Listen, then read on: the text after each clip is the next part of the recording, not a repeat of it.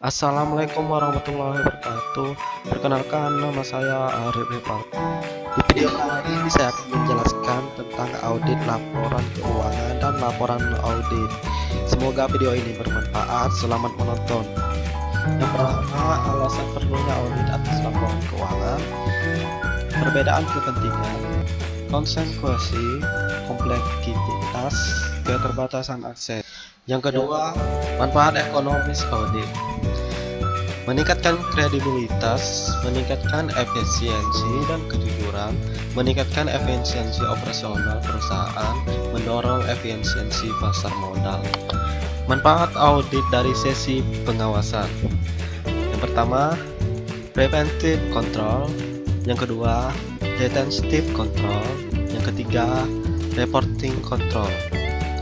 Pemisahan tanggung jawab manajemen dan auditor. Yang pertama, manajemen bertanggung jawab atas pembuatan dan isi laporan keuangan yang dibuat dalam asersi atau pernyataan manajemen.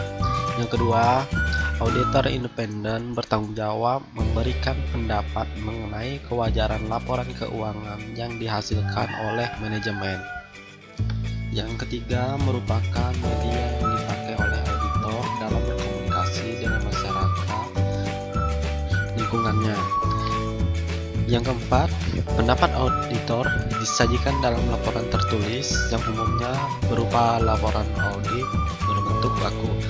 Nah, laporan audit berbentuk baku terdiri dari 3 paragraf, yaitu paragraf pengantar, paragraf lingkup, dan paragraf pendapat.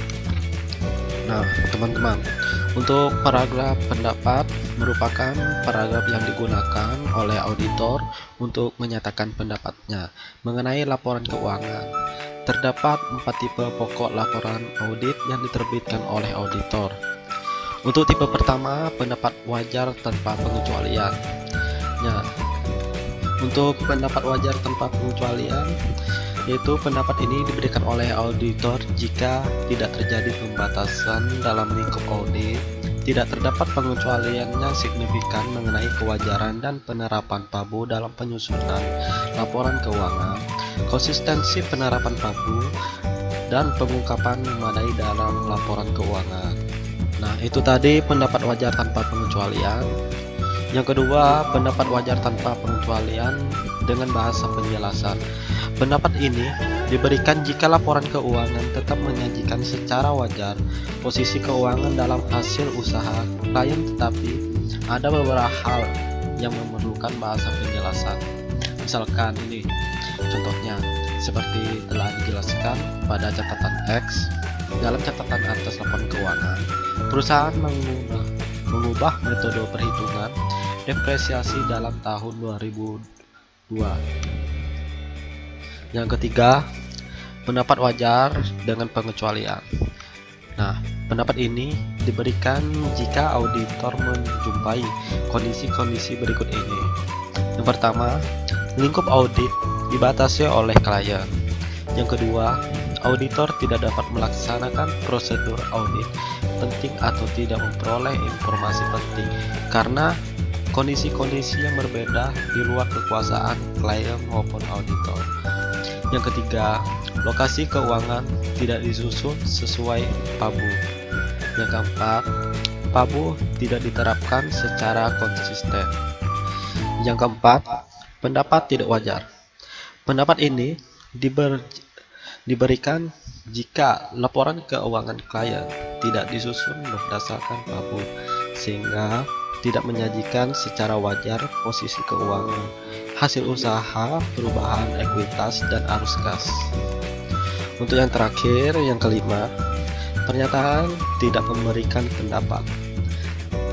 Beberapa kondisi menyebabkan auditor tidak memberikan pendapat, antara lain yaitu pembatasan yang luar biasa terhadap lingkup audit. Yang kedua, audit tidak independen dalam hubungannya dengan klien.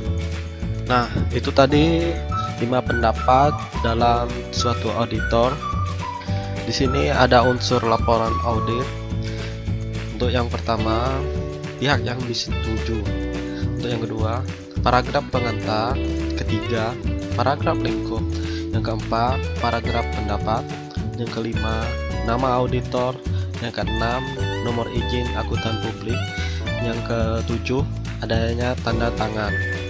Nah, mungkin itu tadi pemateri terakhir untuk audit laporan keuangan, laporan audit. Semoga video ini bermanfaat.